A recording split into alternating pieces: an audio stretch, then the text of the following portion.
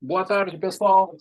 Vamos lá, vamos dar sequência, então, à disciplina de Biomecânica aplicada à saúde e ao esporte, no curso de Educação Física da URGS.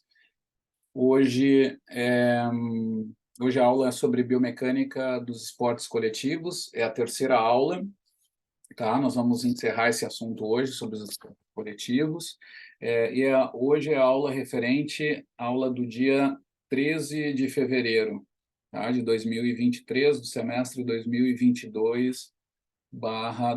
Na aula anterior, nós falamos sobre conceitos de colisões, de estabilidade, né? Coeficiente de atrito e estabilidade, tá? Falamos também sobre fases lá, principal, final, na análise de movimento, fazendo uma relação com análises qualitativas, né, biomecânicas, que são muito importantes. E, bom, hoje nós vamos dar sequência falando sobre colisões. Nós vamos começar o assunto de hoje tratando de algo que é super importante nos esportes, que são as colisões, que podem ser pensadas assim, sobre colisões do nosso organismo versus bola, que é um aspecto bem importante, isso é um fator de lesão muito forte, né? Porque no chute, no ataque do vôlei, nas ações potentes com a bola, que muitas vezes acontecem em situações de lesão, mas também nos cabeceios, né, do futebol, que é um problema até a FIFA estuda isso, com grupos multidisciplinares de nível internacional, para tentar verificar políticas diferentes mesmo sobre lesões. O rugby, por exemplo, tem estudos até de um colega meu, né, do laboratório da Itália, o professor Dario, que estudou lesões, por exemplo, na situação do Scrum, né, quando eles se colocam lá em diagonal, todos seguros assim pelos ombros, e aí fazem um apoio, e aí mudaram a regra, que antigamente era eles uma certa distância, e aí na ordem do juiz eles faziam um choque, que era extremamente forte.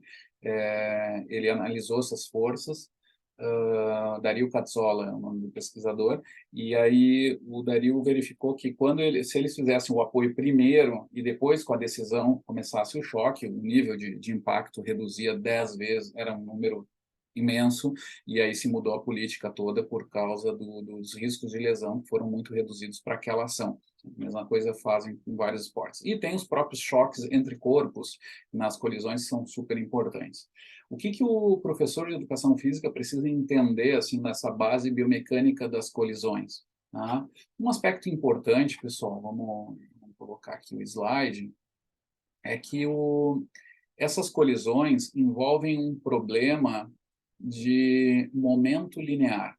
Acho que esse é um aspecto importante que nós já falamos em aula. O momento linear vai definir a possibilidade de eu ter uma colisão com uma vitória minha ou não. Significa o quê? No ganho, na luta pelo ganho de espaço, na luta pelo espaço, né, durante as colisões, quem vai vencer essa colisão vai ser quem tiver maior nível de quantidade de movimento ou momento linear. O que é o momento linear? Momento linear é o produto de dois fatores. Essa decisão toda vai depender de dois fatores. Uma delas vai ser velocidade, a velocidade com que eu chego ao momento de colisão, e a outra tem relação com massa. É bastante simples, é um produto de massa por velocidade. Tá? O exemplo que nós até já falamos em aula é que, bom, se eu tenho que vencer um adversário que tem um peso que é o dobro do meu, eu só vou poder vencer ele na dividida, ou no choque, na colisão, se eu for com o dobro da velocidade, ou mais do que o dobro da velocidade, porque se eu for só com o dobro, eu vou empatar. Ele tem o dobro de massa multiplicado, né, pelo dobro lá do meu valor também de velocidade, isso vai dar uma igualdade, vai dar um choque e não vai ter movimento a partir dali. Né? Então também não vai me adiantar muito. Se eu precisar vencer, eu preciso fazer mais do que o dobro dessa velocidade, porque ele tem o dobro da massa. Tá? Existem problemas técnicos, né, de onde eu apoio na hora da dividida no futebol, que nós sabemos, né, de onde pegar para conseguir pegar no centro de massa, para conseguir deslocar todo o corpo, e por aí vai. Mas o problema de colisões se baseia nisso. Depois tem alguma complexidade, como é o caso aqui dessa situação, né, onde o momento total dos dois jogadores na colisão vai ser um vetor resultante da soma dos momentos individuais. Então, eu vou ter aqui um momento, né, que é a multiplicação da massa pela velocidade, tá, que me dá já um resultado aqui de 300, tá, mas não é 300 quilogramas, é da massa vezes a velocidade. E o produto aqui, vetorial também, do momento desse sujeito, que chega com maior momento, seja pela massa ou pela velocidade, né, provavelmente um pouco dos dois, tá? Onde o sujeito tem aqui como momento 500 de valor maior. Portanto, a resultante desse choque vai ser mais forte para o lado, vai pender mais para a direção em que o jogador está vindo, que é vindo nessa direção aqui, né? Então, o resultado vai ser mais pendente para cá e menos para cima, né? Vai ser deslocado também, esse cara também vai ser deslocado na sua trajetória, porque tem um momento aqui importante. E o somatório dos dois vai ser essa hipotenusa que seria, né, essa relação aqui, um momento, então, maior, inclusive, de qualquer um dos valores iniciais, porque eles estão em direções que não são completamente contrárias, então não se anulam diretamente, né? Mas também não é o somatório dos dois, né? Algo se atenua pela colisão, tá? Mas com uma certa vantagem para esse cara. Então, o deslocamento vai ser nessa direção aqui, tá? Exatamente. Se eu quiser deslocar o cara mais para nessa direção, aqui onde está o jogador, aqui com o símbolo verde, eu preciso aumentar a velocidade, porque a massa eu não consigo. Então, esse é uma das mensagens da colisão, né? As situações de colisão vão depender especialmente da velocidade, tá? Então, eu consigo compensar isso. Na definição, eu digo na escolha tática, obviamente, porque a massa eu não posso modificar na hora, mas eu posso fazer decisões táticas de jogo, colocar jogadores mais pesados, etc., se eu preciso de colisões de tal tipo. Tá? Mas depois disso, depois que eu estou em campo, a única coisa que eu posso fazer é aumentar essa velocidade para os choques, tá? Que é esse ponto que tem que se pensar também, até onde isso é bom ou não, pela questão de lesão e etc. Outro exemplo bom de colisões tem a ver com a relação com o impulso. Tá? O impulso que nós usamos na área da educação física de modo terrível, né? Nós chamamos de impulso aquilo que o sujeito consegue gerar para ter maior altura de salto. Até tem relação com isso, mas o impulso em si tem a ver com, é uma variável que tem a ver com a área da força ao longo do tempo em que eu aplico essa força. Então, portanto, eu posso ter um impulso enorme ficando parado em pé durante muito tempo. Vou ter um grande impulso, isso não me dá uma altura de salto maior, tá?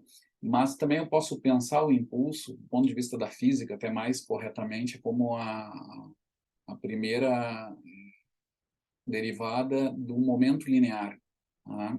Ou seja, é a variação desse momento linear, tá? Que tem essa relação com a área de força-tempo, uma integral de força-tempo, tá? Isso tudo em termos matemáticos chega nisso.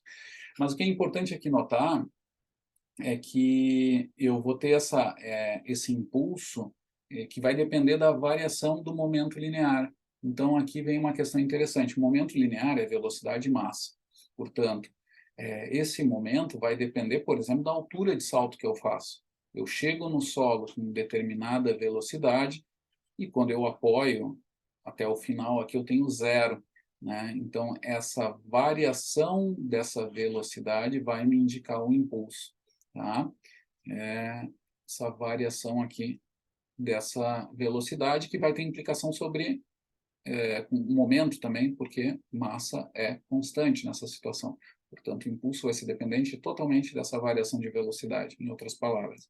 Tá? Então, eu consigo calcular também essa situação de impulso em função disso. E aí vem as questões. Ok, eu gero esse impulso com essa velocidade, mas eu posso pensar também nessa colisão suavizada. eu posso realizar ela em menor tempo ou maior. Isso vai depender da flexão com que eu faço com os joelhos. E aí vem o problema. Em situações de fadiga, ou quando eu não sou treinado para as aterrissagens, eu muitas vezes caio em pé, com o joelho semi-estendido, né? E isso me faz o quê? Com que esse impulso todo aconteça num tempo muito pequeno. E isso é muito ruim, né? Porque toda essa colisão vai ser maior num dado tempo, enquanto que eu posso suavizar ela com o joelho mais fletido. Vai sofrer mais músculos nesse caso, tá? Mas certamente os tecidos moles ou estruturas mais passivas vão estar mais protegidas, porque eu vou ter mais tempo de adaptação para aquelas deformações que eles vão sofrer, tá? Há um custo de maior ativação muscular. Tá? Tem isso também. Tá? Então, e até uma certa posição também. Aí vem sujeitos que têm problemas na patela, por exemplo, atrito, maior ângulo, etc. Isso pode também trazer algum tipo de lesão, etc. Tudo isso tem que ser analisado, inclusive com o histórico de lesões dos atletas. Mas certamente uma aterrissagem mais fletida é geralmente uma melhor estratégia, tá? Porque eu suavizo essa quantidade ali dessa colisão. A colisão no total e o impulso o impulso vai ser igual, mas a colisão ela vai ser mais suavizada, tá? E aí eu tenho a questão, aumentar ou diminuir essas colisões. Obviamente, vai ser sempre uma otimização para as estratégias. Então, para os saques, etc., eu preciso ter altos níveis de colisões, né? Mas também com um grau de proteção muscular, né? Para eu poder também não trazer lesões, tá? Então, é um ponto bem importante. Os gestos motores, inclusive, vão nos ajudar na ação a entender esse aumento de colisão, do nível de colisão ou não, uma técnica boa. E aí vem também um elemento, uma maior amplitude de movimento. Então, na preparação do saque, por exemplo, do serviço do tênis, eu preciso também fazer um contramovimento, uma ação de preparação boa para permitir uma grande aceleração e chegar com muita velocidade para alcançar aí a situação de colisão e atingir a bola com maior velocidade, tá? E esses choques também de bola, eles são analisados a partir de um coeficiente de restituição, tá? Que é uma forma indireta de avaliar uma espécie de uma elasticidade ali de estruturas. No caso aqui, pode ser da bola, tá? Que é a nossa análise aqui, coeficiente de restituição. E vamos colocar assim, eu tenho uma bola de ping-pong, né? Ela é um bom exemplo de uma bola que tem um coeficiente de restituição muito bom, tá? E que significa o quê? Quando eu largo a bolinha de uma certa altura, né, ela bate num solo rígido, tá? Porque o solo também pode modificar isso, mas vamos colocar um solo extremamente rígido. Essa bolinha de ping-pong volta quase à mesma altura. Então, a um dado ponto, a velocidade final e inicial são muito parecidos. Quanto mais parecido é isso, melhor esse coeficiente de restituição, tá? Estaria mais próximo ali de um 100% de restituição. Nunca é, né? Sempre há alguma perda na natureza, mas elas são bem maiores dependendo desse resultado, que pode ser traduzido isso também pela altura mesmo, não é? Ela vai ter relação com a velocidade mesmo que eu alcanço logo que saio ali do contato. Então, a altura é uma forma boa de se calcular esse coeficiente de restituição. E aí a gente pode analisar, por exemplo, no caso ali, em alturas iniciais de 1 metro, tá? Quando eu largo uma bola de basquete, né, em condições boas, assim, também porque depende de quanto eu enchi ela e tal, mas vamos dizer que estão todas no seu ponto ali ótimo, é 95 centímetros, eu perco 5 centímetros. Uma bola de futebol tem um coeficiente de restituição menor, de 85, tá? Nesse caso, né, seria um 85%, né, de restituição, eu perco 15%. No tênis, 60%, ou seja, perco 40%. E no vôlei, 90%, perco 10%. Tá? Então, essa relação de altura com velocidade também pode ser. É uma forma fácil de se avaliar. Uma outra análise que se pode fazer inclusive qualitativa, quanti-qualitativa, assim, mas que pode me dar uma sinalização de como está um piso em relação ao outro, é pegar uma mesma bola, que tenham sempre a mesma condição, tá, de pressão e de restituição dessa bola, e eu testar em diferentes pisos. E aí eu posso verificar qual é mais rígido, qual que me dá uma melhor coeficiente de restituição, qual que me dá menor, simplesmente largando a bola de uma certa altura e medindo essa altura de novo. Com uma câmera, ou às vezes só apoiando a mão em algumas alturas, e fazendo tentativa-erro para verificar essa altura, isso já pode me ajudar a dar um sinal de como é a rigidez do piso com que eu estou jogando e sair só da opinião, da percepção, mas também avaliando, de uma forma muito simples. Né? Isso é um dado bem interessante. Uma outra implicação desse coeficiente de restituição, agora pensando sobre o piso também, é situações de impacto oblíquo, que até agora eu falei do exemplo num ângulo de incidência ali de 90 graus, né? Seria normal, né? No caso da força. Mas nesse caso, quando eu tenho pisos diferentes, tá? É onde eu tenho ações em que a bola ela quica no solo, né, e depois ela continua acionando, e é importante no caso do tênis, por exemplo, basquete, né, futebol. O que acontece aqui? Pisos menos rígidos, com o coeficiente de restituição muito baixo, eles têm um ângulo de rebote menor, em geral, do que do ângulo de incidência. Isso depende também se tem um top spin na bola, mas vamos colocar que não tenha isso, situações controladas. Num piso mais complacente, menos rígido, esse ângulo de rebote ele é menor, né? Esse ângulo seria isso aqui, né? A bola ela vai quicar nesse ângulo aqui, o ângulo de incidência na hora da colisão, mas ele vai repercutir aqui um ângulo menor, diferente do que seria um ângulo aqui exatamente igual desse. Se o piso fosse extremamente rígido, mas a bola também. Então, tem esses dois fatores. Aqui, no caso, vamos fixar vamos dizer que a bola é sempre a mesma e eu mudo o piso. Né? Então, é o caso, por exemplo, do tênis na grama. Né? No piso com grama, que é menos rígido, né? Essa bola ela vai com mais velocidade, que se diz, né? Como se a ideia de um deslizamento, mas na verdade é porque essa maciez também vai fazer com que ela tenha um direcionamento mais horizontalizado, né? Ou seja, uma resultante que vai dar mais velocidade para ela. Tá? Embora tenha o problema também da própria velocidade em si, segundo a rigidez, tá? Mas ela também atua sobre o ângulo dessa incidência do impacto. Sempre, quanto menos rígido, mais inclinado é, né? Ela fica, né, mais próxima assim, de uma linha horizontal. Tá?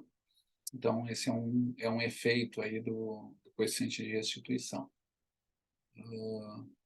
Muito bem. Aqui eu tenho um caso específico de um grupo bem interessante lá de Milão, da Itália, em que eles fizeram uma análise de mudanças de direção agora, sobre ações de vai e volta, tá? Shuttles, exercícios de shuttles, estafetas, né?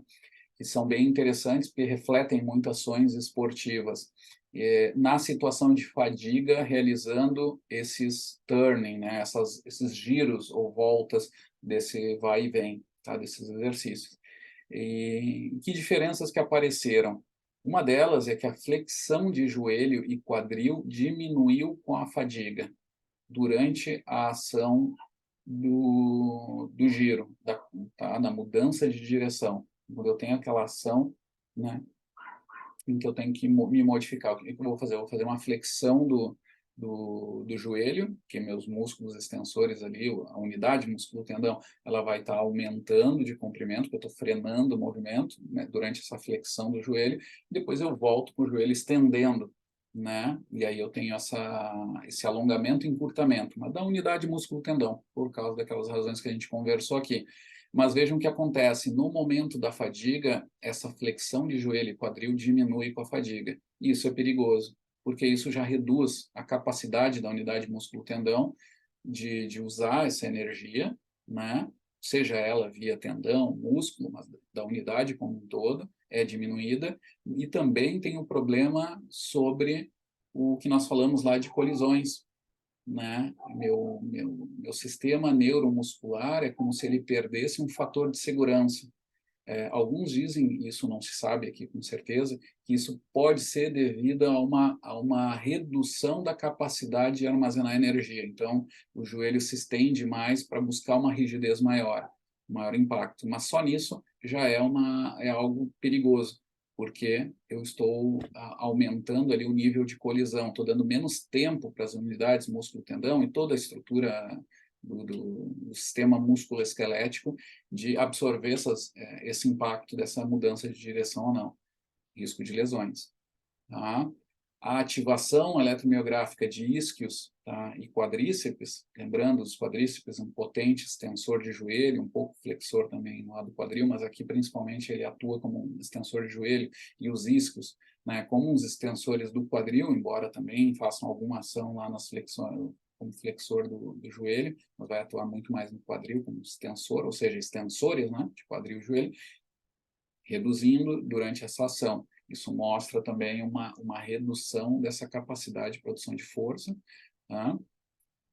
E diminuição, então, dos músculos fadigados de usar o mecanismo elástico. Eles chegam nessa conclusão, por esses dois efeitos. Eles têm um input menor ali de força, de ativação neuromuscular, né, para realizar essa produção de força, para realizar o movimento, e com mudanças na articulação ali, na parte cinemática, que também é um indicativo de uma tentativa de um ajuste no mecanismo elástico. E tudo isso vai resultar, claro, em redução do desempenho mesmo, né, que é um estado bem importante. E esse estudo é bem legal porque ele mostra um dado bem prático, né? Um outro achado aqui que eu queria trabalhar com vocês, ainda falando em biomecânica dos esportes, são estudos que são muito interessantes, que não é só sobre a ação e o gesto, como a gente acabou de ver ali na ação do futebol, mas é também pensando a mais longo prazo, por exemplo, como tarefas de modelos que envolvam não só aspecto biomecânico, mas também antropométrico e até de treinamento, envolvendo decisões sobre detecção de talentos. Tá? Esse é um campo que é extremamente complicado, desde que eu estudo isso há mais de 20 anos, é um campo assim que é parecido com o da meteorologia, com um grau de incerteza muito grande e tal, mas os estudos continuam dando resultados cada vez melhores. Nós continuamos dando luz, jogando luz sobre essas questões, sobre uma área que é tão não fixa, assim, uma discutível e tal, mas vemos melhorando cada vez com modelos que são mais deterministas e com ferramentas que, sempre com um certo cuidado, eles conseguem auxiliar no mundo real do esporte. Tá? Esse aqui é um exemplo da nossa experiência, inclusive, na Exefid URGS. Tá? Eu, alguns anos atrás, mais ou menos uns 10 anos atrás, com o professor Cruel, abrimos uma linha de biomecânica e treinamento do voleibol, né? Especialmente com um estudante que fez mestrado e doutorado comigo e agora é pós-doutorando, inclusive o professor Cruel, que é o Guilherme Berriel. Ele atualmente ele é auxiliar da preparação física principal do voleibol masculino brasileiro, da seleção brasileira, e ele é o preparador físico-chefe da Sub-19, né?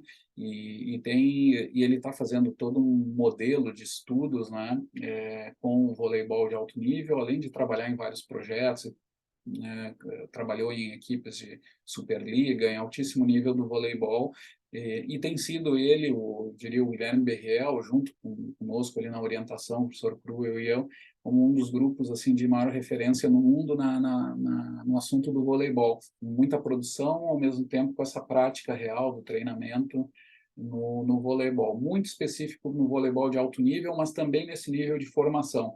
E aqui esse estudo ele vai trabalhar bem com isso.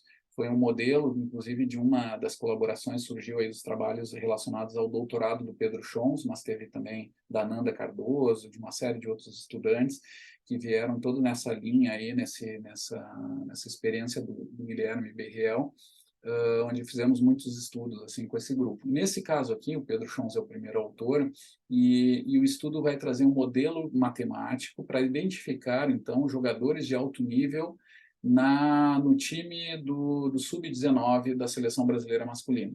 Tá? Então, mais ou menos do que eu comentei agora. E aqui já vem os achados diretos, né? O salto no voleibol é muito importante. Eu diria que é uma das coisas mais importantes dos esportes coletivos, assim, no voleibol, essa relação do salto com o voleibol. Tem basquete também, que é muito importante, mas o voleibol tem uma influência que é particularmente importante, tá? Bom, colocamos um modelo ali multifatorial, usando a técnica da análise de componentes principais, né, umas técnicas bem atuais assim sobre essa detecção de talentos. E o estudo mostrou, né, que 83% da explicação relacionada à altura de alcance em salto de ataque, né, é relacionada à altura, né, do alcance do salto de ataque, ou seja, altura de ataque, e experiência de treino, né, ou seja, a carga prévia ali de treinos com esses atletas. E os scores que deram foram esses, com toda essa numeração, que não vou colocar aqui, mas é pura matemática, fácil de se implementar no Excel, mas adicionando anos de experiência e altura no alcance de ataque. Isso é um score muito preditor da chance que esses atletas têm de alcançarem uma seleção brasileira. O que significa, nesse grupo, né, eram centenas ali de atletas, né, utilizados, vai indicar que muitos deles talvez não entrem na seleção, mas sejam ainda atletas de alto nível, outros não, né, como faz parte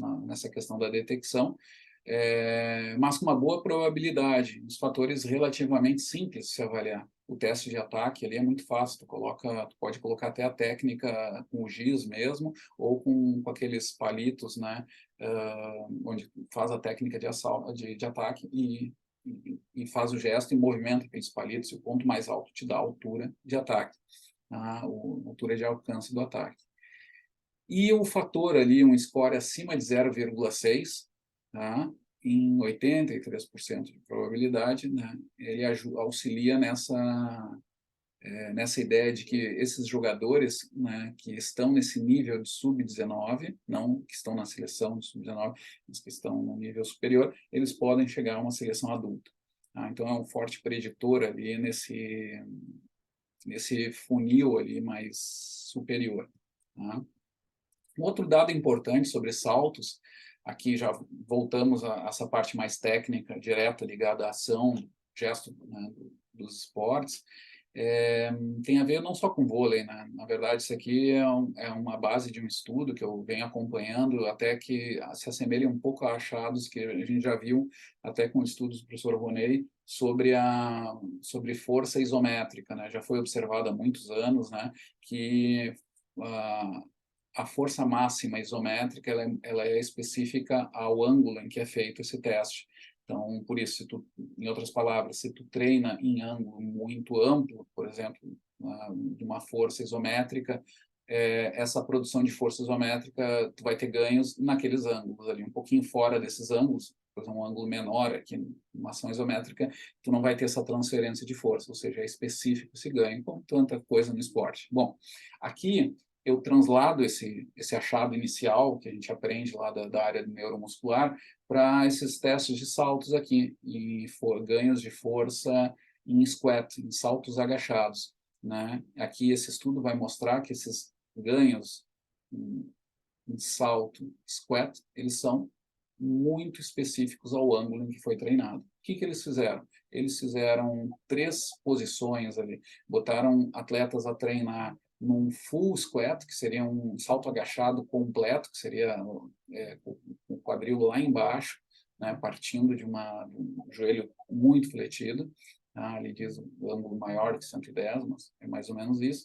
Eu tenho ali o half squat, que seria o squat intermediário, que é aqueles que a gente usa muito nos testes de saltos mesmo, que é em torno de 90 graus no ângulo de joelho, e também ali o quarter squat, que seria o salto agachado ali em um quarto, digamos, seria com o joelho semi-estendido, digamos, algo assim, 55, 65 graus. Né? E o que acontece? Os ganhos de saltos nesses 3 grupos, foram extremamente específicas as zonas que eles treinaram. Tá? Isso indica que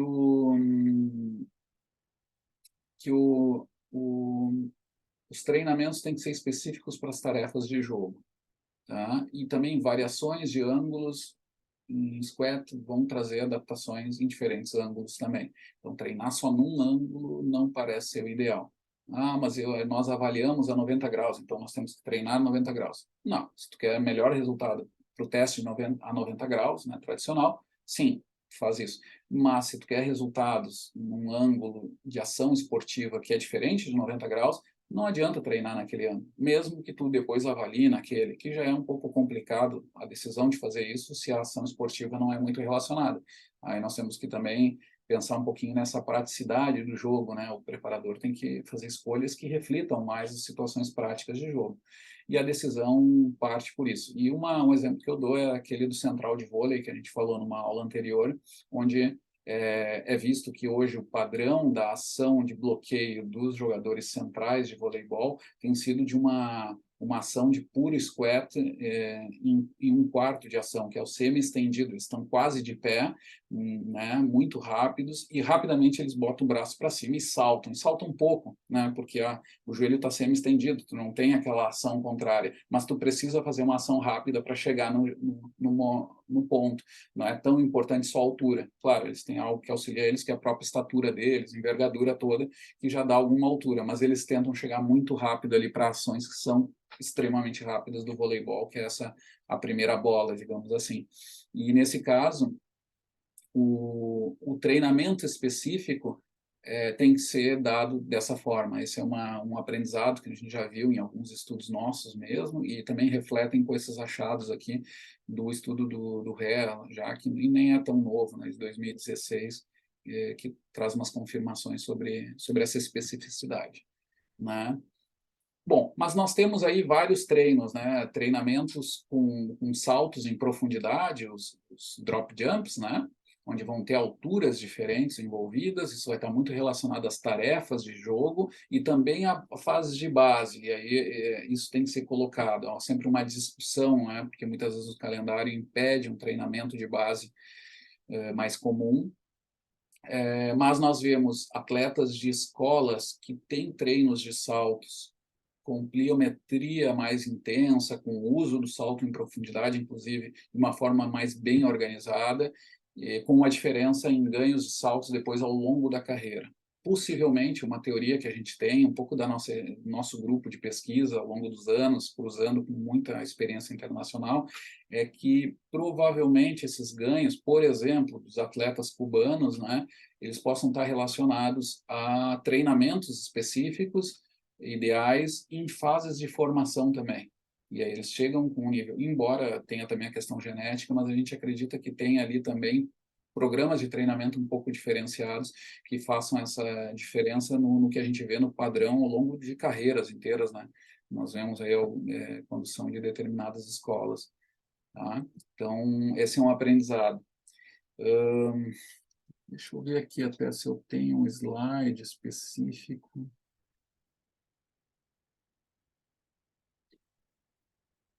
Sobre essa força.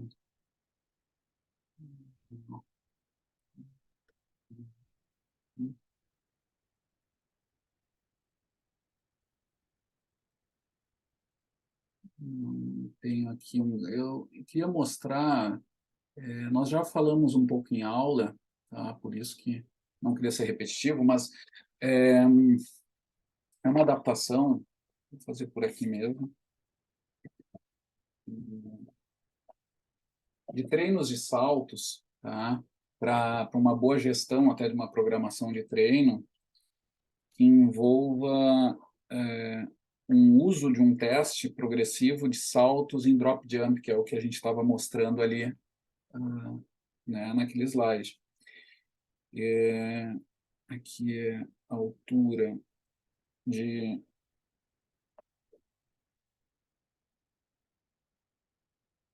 altura de salto e aqui a altura do banco.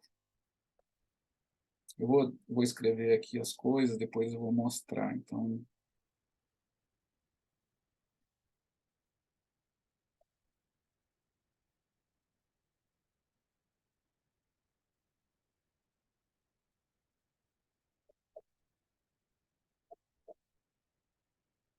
altura do banco. Então, mais ou menos a ideia é essa aqui. Eu tenho um gráfico de altura do salto do drop jump, que significa o seguinte: o sujeito está no banco ali, né? E ele cai dessa altura do banco. E aí ele toca no solo e salta e tem essa altura do salto. Esse é o desempenho. Tá? Então, a altura do salto ele está no eixo Y. Tá? E embaixo está a altura do banco. E o que ele nos indica? Que quando eu saio de zero aqui da altura do banco, coloco um banco muito baixo, 5 centímetros, por exemplo, minha altura do salto do desempenho, depois que eu caí desses 5 centímetros, saltei, a altura dele é relativamente baixa. Quando eu aumento essa altura do banco, eu sei que eu vou aumentando esse desempenho até um certo ponto. Isso depende de treino, depende de sexo. Homens geralmente treinados têm em torno de 60 centímetros como altura de banco ótimo para melhores desempenhos e saltos. Mulheres têm 40 centímetros, mas é extremamente dependente de treinamento. Atletas mais treinados em saltos vão ter esse ponto ótimo mais alto. E depois disso, quando eu aumento essa altura, eu faço acima desse ponto ótimo, meu desempenho volta a cair.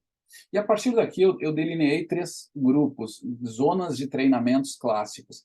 Tá? Tem a zona 1, 2 e 3. Zona 1, zonas baixas de treino, que aqui eu incluiria também o contramovimento, por exemplo. Seria como se tivesse ali uma altura zero, não é bem o zero, porque o sujeito cai um pouquinho ali da postura em pé, né? Mas seria próximo de zero. O squat jump até com cargas também, seriam todos treinos de zona 1. Tá? Inclusive, o squat aqui com cargas poderia ser até um anterior, né? O -1, aqui o 0. Tá? Mas são todos esses dessa zona 1 vão indicar uma chance de treino em uma condição em que o salto não é otimizado, mas que eu consigo desenvolver ali uma potência muscular. Tá? A potência maior desse salto é menos elástica, então ela é mais muscular, mais ativa. Então eu vou chamar isso de potência muscular. Tá? Essa é a fase 1, tá? Treinos de potência muscular. A fase 2, que é em torno da fase da altura ótima de salto, ela é considerada como potência elástica. Tá? É onde eu consigo otimizar o ciclo alongamento e encurtamento, tem os melhores níveis de salto, tá? E eu sei que aqui eu desenvolvo uma ação mais otimizada da unidade músculo-tendão e provavelmente usando mais tendão. Tá? Então, eu chamo isso de uma potência elástica, que certamente é onde eu estou mais operando ali esse mecanismo elástico mais otimizado. Se eu treinar mais nessa zona, eu vou ter mais esse ganho também, com muito estímulo em nível de tendão. E tenho a zona 3, que eu vou chamar de potência negativa ou excêntrica. Tá? Potência negativa ou excêntrica, a fase 3, que são situações de altura maior. Tá? Isso nos esportes coletivos não é tanto usado por causa do risco de lesões. Tá? Mas saltadores, tá? Atletas saltadores triplistas, por exemplo, fazem isso, essas cargas muito altas, onde o salto, o desempenho cai, porque a altura é muito alta. Então, o sistema neuromuscular ali, ele funciona apenas para frenar o movimento. E ele não é uma excêntrica que se torna muito longa, porque ele gera um ponto ali em que a excêntrica se torna tão longa que tu perde a elasticidade, tu perde aquele timing onde o uso da energia elástica ali ela pode ser otimizada, porque a gente tem que lembrar que esses tecidos têm propriedades viscoelásticas, que significam, em outras palavras, que dependem do tempo também que tu executa. Se tu executa esse movimento um pouco mais lento, até por causa de uma carga maior, isso já prejudica a ação. E é o que acontece nessas excêntricas.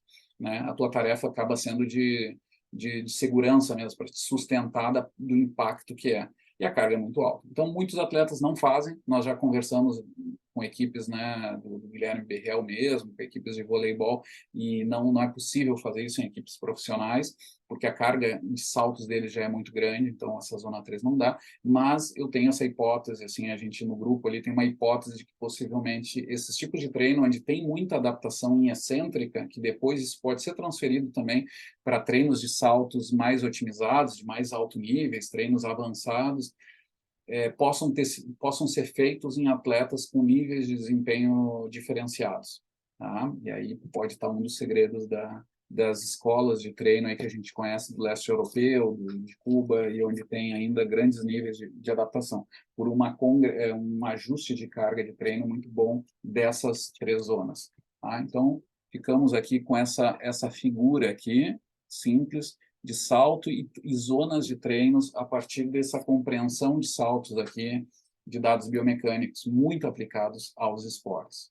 Tá? E para finalizar a aula de hoje, pessoal, eu queria falar com você sobre esses desequilíbrios musculares. Eu não vou me deter aqui em muito detalhe, que eu sei que vocês têm disciplinas também do professor Roney, que explora isso muito bem, mas eu queria só trazer do ponto de vista biomecânico esses desequilíbrios musculares, como são importantes para análise depois e prescrição de treinos, né? Esses equilíbrios ou desequilíbrios musculares são importantes também pela eficiência de transmissão, de como eu vou transmitir essas forças ao nível de músculo para as articulações, para segmentos e para a ação externa, para o ambiente. São extremamente importantes esses pontos de desequilíbrios. E temos que lembrar que as ações esportivas geram muitas situações de desequilíbrios, tá? E ações em que a quantidade de ações é muito diferente daquilo que nós fomos preparados evolutivamente. Esse raciocínio evolutivo também inicial eu gosto de relembrar. Tá? Lembrem disso, os esportes trazem uma prevalência de lesão muito alta porque eles também nos remetem a ações que nós não usamos no nosso dia a dia, evolutivamente, por exemplo, como é o caminhar ou correr. Tá? Mas, então, aí a gente tem pontos fracos desse esporte, dependendo do tipo de ação. No caso do voleibol aqui, a gente tem, eu tinha comentado para vocês, as relações entre agonista e antagonista, por exemplo, e dali surgem o que se chama de razão convencional, tá?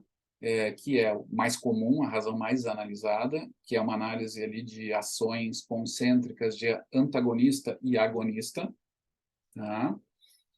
Por exemplo, no futebol se analisa muito quadríceps versus isquiotibiais, tá? Onde se nota que há uma relação ali de 0,62, 0,60, significa que os extensores do joelho são quase sempre em torno de 60% mais fortes, seria uma ideia assim, dos flexores. Tá? E quando há um desequilíbrio disso, isso pode gerar um certo nível de lesão. Se analisa também o fator bilateral, desequilíbrios entre pernas, tá? E também uma razão funcional. Não é só essa, existem várias outras, mas essa é a mais comum. Tá? A razão funcional, que significa que é uma razão entre produção de 2 tipos de torques, mas que se acontece mais proximamente dessas ações importantes ligadas à lesão. Então, que se analisa o quê? Uma excêntrica de antagonista, tá? Por exemplo, os rotadores externos frenando o movimento, fazendo excêntrica, em relação à concêntrica de agonistas. Tá? Aqui tem o antagonismo, não é de agonista. Tá? Existe aqui uma discussão, né, de como medir isso e tal. Tem esse equipamento de Nabang, é um belo instrumento para essa análise. Um equipamento de baixo custo, onde é possível fazer testar forças máximas excêntricas, concêntricas, com controle de ângulo, até com cálculos de potência, com uma dinâmica inversa colocada, e até equipamentos mais caros, como a dinamometria isocinética, que é o mais difícil de se aplicar. Tá? Eu já falei um pouquinho sobre essas razões, mas o interessante que eu queria mostrar para vocês é essa meta-análise do nosso colega do Claudino, professor da Federal do Piauí, onde ele mostra que ele faz uma grande revisão sistemática sobre o uso da dinamometria, dessas razões de força, né, e nota que é necessário um consenso, tá? Mas que é possível fazer análises, sim, né? As análises mais comuns são de força máxima, torque máximo e assimetria bilateral, tá? São os mais comuns. Embora no voleibol, por exemplo, a gente tenha visto que a assimetria bilateral não foi tão forte assim em marcador. A gente fez alguns estudos disso, mas a funcionalidade com saltos, por exemplo, teve mais relação com razão convencional. Tá? Que é essa razão, a razão, a divisão, né,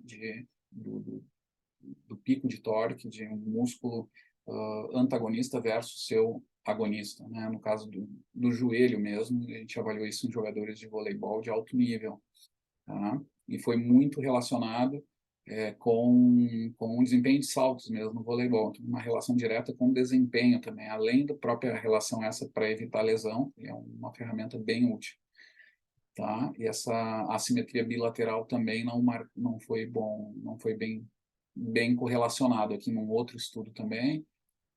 E aqui a gente verificou que a relação convencional, sempre de extensores de joelho, se associou com uma maior potência mecânica no contramovimento, no salto em contramovimento.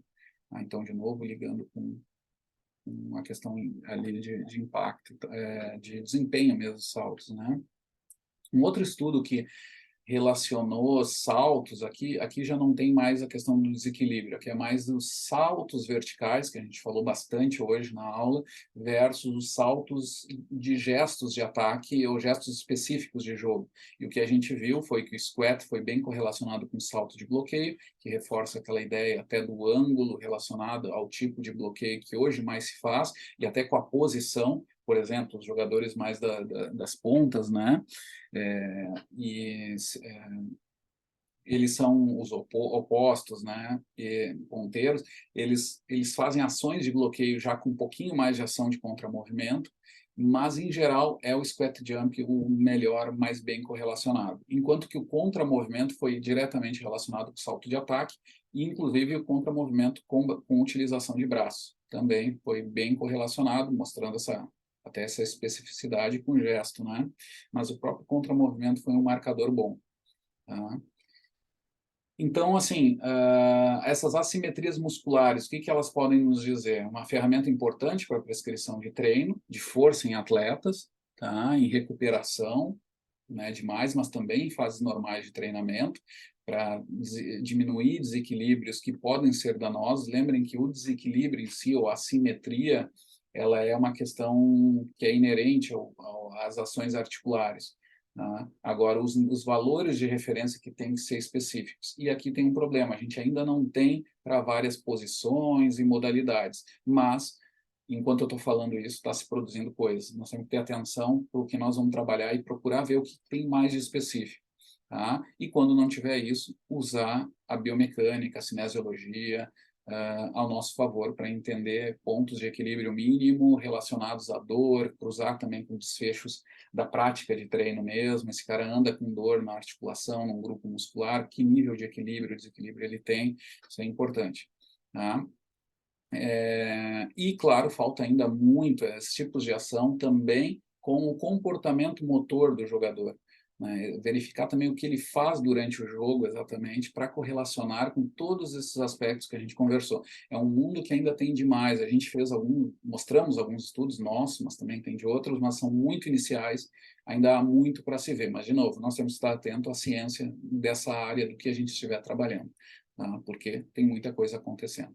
Tá? E aí tem os colegas que trabalharam nessa linha aí de pesquisa, que trabalham, né? São os caras aí que estão tocando, os parceiros nossos dessas coisas que a gente comentou um pouquinho hoje, tá? Tem a CBV também junto disso, a Confederação Brasileira de Voleibol tem uma colaboração com a gente um tempão aí, e tem colocado até empregado, gente, um campo de trabalho bem interessante, tá?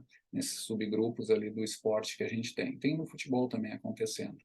Tá? Um equipamento bem interessante, além do Dynabang, é esse equipamento aqui, que é o VERT, tá? Um sistema um acelerômetro que se coloca no jogador, ali na altura da lombar, e tu tem análise de saltos desse cara ao longo de jogo, tu consegue estimar valores de potência, até durante fases do treinamento, tu consegue ter cargas de overuse, né, que podem levar a um overtraining, né, então, relacionado, esse cara está se sentindo muito cansado, o nível de desempenho de saltos tem caído, atenção, e aqui tem alguns resultados por set ao longo do tempo dessa ferramenta que é extremamente interessante, né, a gente vem usando há anos, né, ela começou de uma colaboração de uma ideia de um treinador, que era um treinador da seleção olímpica americana, que agora não lembro bem, não lembro do nome, mas o cara foi muito inovador e encontrou uma empresa que fez isso e virou um produto muito legal.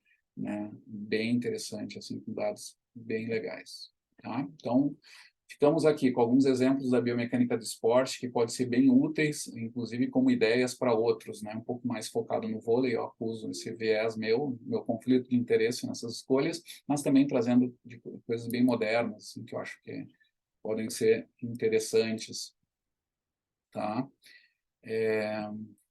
Então, ficamos por aqui hoje. Lembrem sempre de manter o contato comigo via WhatsApp para qualquer dúvida, tá? E para qualquer ajuste também, até sobre os trabalhos apresentados, estão ficando bem legais, até queria dar esse retorno. Mas está indo tudo bem, tá? Qualquer dúvida, por favor, entrem em contato comigo aí. Bom trabalho e boa continuação. Um abraço.